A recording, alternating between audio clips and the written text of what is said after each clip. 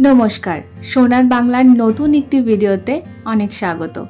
আজকে কোনো ব্লগ নয়, আজকে একটা হেলদি রেসিপি শেয়ার করব, জিরো অয়েল পনির ভুর্জি।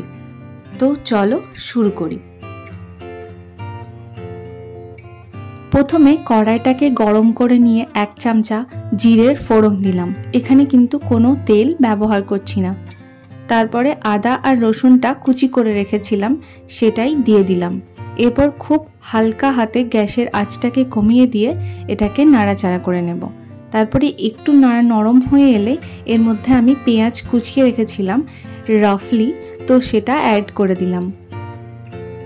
পেঁয়াজটা যাতে লেগে না যায় সেই জন্য একটু লবণ দিলাম, যাতে পেঁয়াজ থেকে জলটা বেরিয়ে গেলে পেঁয়াজটা খুব সুন্দরভাবে সিদ্ধ হয়ে যায়। আর অল্প একটু একটু করে মাঝে মাঝে জল ছিটিয়ে দিচ্ছি, যাতে করে লেগে না যায়। পেঁয়াজটা হয়ে গেলে একটু টমেটো কুচি করে রেখেছিলাম একটা মতো, সেটা দিয়ে দিলাম। এখন খুব ভালো করে এটাকে নেড়ে নেব। নাড়া হয়ে গেলে এর মধ্যে সমস্ত রুটিনের মশলাগুলো অ্যাড করব। যেমন 1 চামচা হলুদ গুঁড়ো, 1 চামচা ধনে গুঁড়ো, 1 চামচা জিরে গুঁড়ো আর 1 চামচা মতো দিয়েছি লাল লঙ্কার গুঁড়ো।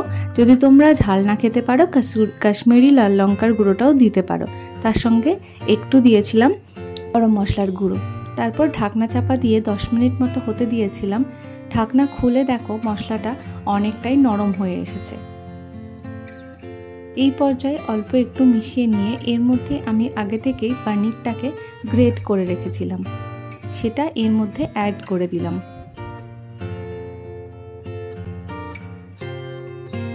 এরপর পনিরটাকে এই মশলাটার সঙ্গে খুব ভালো করে মিশিয়ে নেব।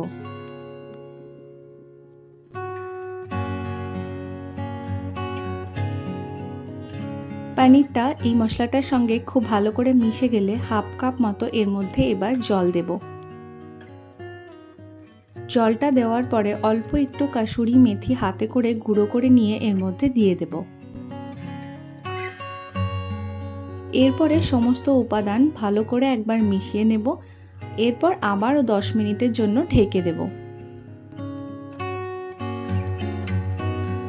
10 মিনিট পর ঢাকনা খুলে দেখো আমার অনেকটাই জলটা মরে গেছে আর ভুর্জিটাও অনেকটা ভাজা ভাজা টাইপের হয়ে গেছে। এই পর্যায়ে কিন্তু গ্যাসের আঁচটাকে আমরা বন্ধ করে দেব। তোমরা চাইলে এটা নামানোর আগে সার্ভ করার সময় ধনেপাতা দিয়েও সার্ভ করতে পারো। রেডি হয়ে গেছে হেলদি একটা ডিনার। ভালো লাগলে অবশ্যই চ্যানেলটাকে সাবস্ক্রাইব করে পাশে থেকো।